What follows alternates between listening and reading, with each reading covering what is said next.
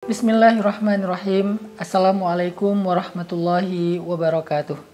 Teman-teman, selamat datang di dalam Ramadan series kita dengan tema Beningkan dari Hati. Kali ini saya ingin sharing dengan teman-teman tentang keutamaan dan keajaiban di dalam zikrullah ataupun zikir kepada Allah Subhanahu wa taala. Allah Subhanahu wa taala berfirman di dalam Al-Qur'an, A'udzubillahi minasyaitonirrajim. Bismillahirrahmanirrahim. Inna fi khalqis samawati wal ardi wa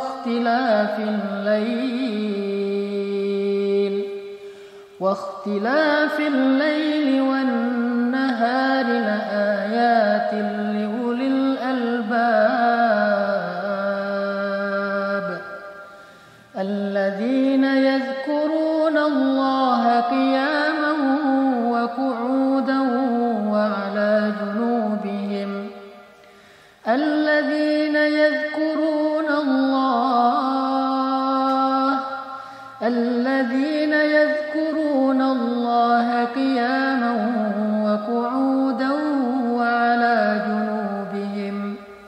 Di dalam ayat tersebut Allah Subhanahu wa taala menjelaskan tentang ciri orang-orang yang cerdas atau disebut dengan istilah ulul albab. Ulul albab itu artinya orang yang memiliki pikiran yang cerdas, perasaan yang peka, dan hati yang lembut.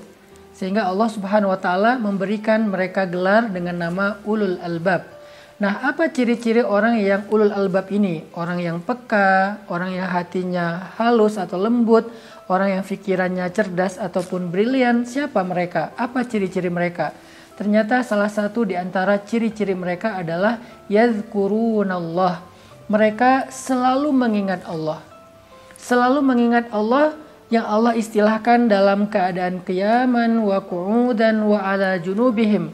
Dalam keadaan mereka berdiri, dalam keadaan mereka duduk, dan dalam keadaan mereka berbaring. Ini adalah sebuah ilustrasi bahwa mereka mengingat Allah itu bukan hanya ketika sholat, tetapi mereka mengingat Allah dalam kehidupan mereka, apapun kondisi yang sedang mereka jalani. Mereka selalu mengingat Allah, dan itulah ciri orang yang cerdas. Nabi SAW mengatakan perumpamaan orang mukmin yang berzikir kepada Allah Subhanahu wa taala itu adalah seperti perumpamaan orang yang hidup. Sedangkan orang yang tidak mengingat Allah atau berzikir kepada Allah itu seperti orang yang mati. Artinya kehidupan hati seseorang, jiwa seseorang itu ada di dalam zikrullah. Sehingga bisa dikatakan hati yang tidak pernah berzikir, jiwa yang tidak pernah mengingat Allah, pikiran yang tidak pernah mengingat Allah, itu seperti jasad tanpa nyawa.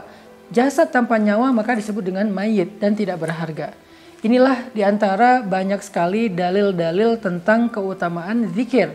Nah, bagaimana cara kita berzikir kepada Allah Subhanahu wa taala agar kita termasuk ulul albab, agar kita dianggap sebagai orang yang hidup, agar kita diumpamakan seperti syajaratun thayyibah, pohon yang berkah, agar kita diistilahkan dengan buah jeruk yang harum dan manis dan juga sehat. Bagaimana cara kita berzikir kepada Allah Subhanahu wa taala? Yang pertama adalah berzikir kepada Allah dengan lisan. Berzikir kepada Allah dengan lisan itu artinya kita selalu mengawali segala sesuatu dalam kehidupan kita dengan menyebut nama Allah. Itu zikir lisan kita yang paling gampang. Minimal kita bilang bismillah. Dalam aktivitas apapun, selama aktivitas itu adalah sesuatu yang baik dan sesuatu yang mubah, maka kita awali dengan bismillah. Bahkan sesuatu yang mubah itu artinya tidak berpahala, tidak berdosa. Kayak kita lagi olahraga, kita lagi makan, kita lagi tidur, itu kan pekerjaan-pekerjaan atau aktivitas yang tidak berpahala tapi juga tidak berdosa. Ketika kita melakukannya dengan menyebut nama Allah di awal, maka semua itu bernilai ibadah di sisi Allah Subhanahu wa taala. Bayangin teman-teman berangkat tidur tapi tidurnya bernilai ibadah. Teman-teman makannya bernilai ibadah. Teman-teman jalan keluar rumah, berangkat ke tempat kerja dan seterusnya, bahkan sekedar nongkrong bareng dengan gengnya, bareng dengan bestinya, kalau diawali dengan bismillah, menyebut nama Allah atau memention Allah, maka semua itu akan bernilai pahala dan ibadah di sisi Allah Subhanahu wa taala. Itulah kenapa zikir adalah sesuatu yang sangat berharga. Dan zikir itu nggak terlalu sulit sebetulnya. Kalau kita memahami betapa banyak zikir-zikir yang ringan, tetapi bernilai kebaikan yang sangat besar di sisi Allah Subhanahu Wa Taala. Salah satunya adalah zikir dengan menyebut Bismillah di awal setiap aktivitas kita. Kemudian kita juga bisa zikir lisan dengan cara menyebut nama Allah dalam hal-hal yang lain selain mengawali sebuah aktivitas. Misalnya ketika kita takjub melihat sesuatu, kita mengatakan Masya Allah, kita katakan Subhanallah. Ketika kita dalam keadaan lemah, kita bilang La haula wa la quwata illa billah. Ketika kita ngerasa sendiri, kita bilang Hasbiyallah wa ni'mal wakil. Ketika kita gelisah atau ketika kita merasa nggak nyaman, kita katakan A'udzubillahi minasyaitonirrajim. Banyak lagi kalimat-kalimat yang di dalamnya ada nama Allah, maka itu bermakna zikir. Dan kata Nabi, segala sesuatu yang di dalamnya ada nama Allah, maka Allah akan berikan keberkahan dan kebaikan. Ini adalah contoh-contoh dari zikir lisan. Nanti ada lagi zikir lisan yang ringan tetapi besar sekali pahalanya di sisi Allah. Kata Nabi, kalimatan khafifatan alal lisan, Saqilatan fil mizan, habibatan ilar rahman. Ada dua kalimat yang diucapkan dengan lisan itu ringan banget, tetapi dia sangat berat timbangan kebaikan atau pahalanya di sisi Allah, dan juga sangat dicintai Allah kalimat ini. Apa dia? Subhanallahi wa bihamdih, subhanallahil azim. Jadi teman-teman, sehari sekali aja Subhanallahi wa bihamdi subhanallahil azim itu udah luar biasa, bisa memberatkan timbangan kebaikan kita dalam satu hari itu loh. Apalagi kalau teman-teman bisa mengatakannya lebih dari sekali. Teman-teman juga bisa zikir lisan setelah sholat, la ilaha illallah, kemudian subhanallah, alhamdulillah, Allahu akbar 33 kali, dibiasain after sholat. Ini semuanya adalah bentuk zikrullah yang bernilai kebaikannya luar biasa, dan juga bukan sekedar pahala kebaikan di akhirat, tetapi juga berbentuk keberkahan dan kebaikan dalam kehidupan kita di dunia.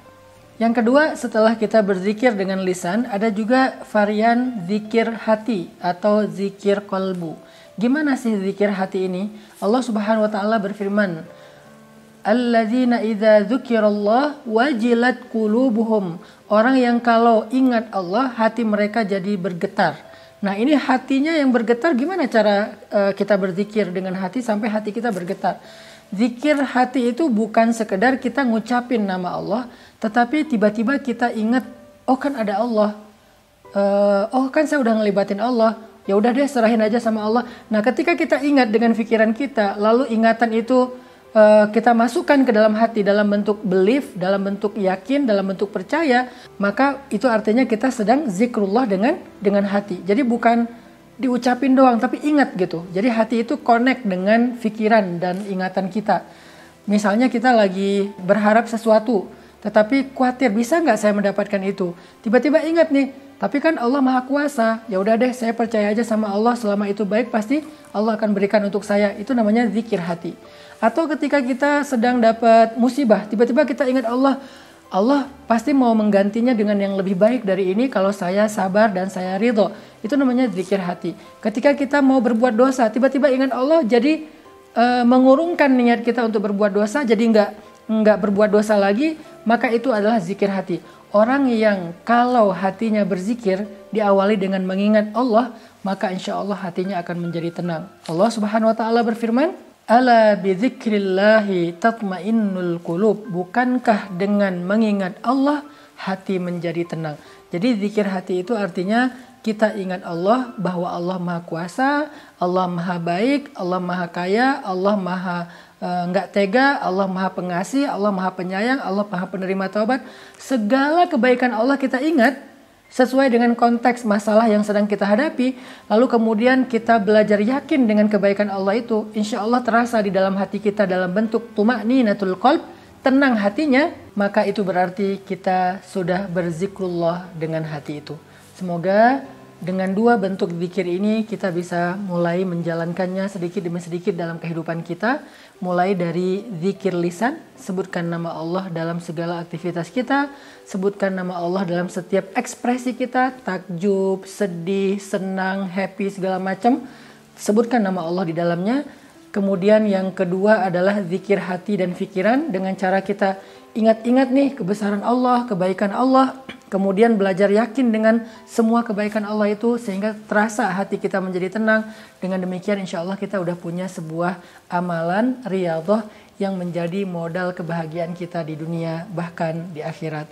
Barakallahu fikum.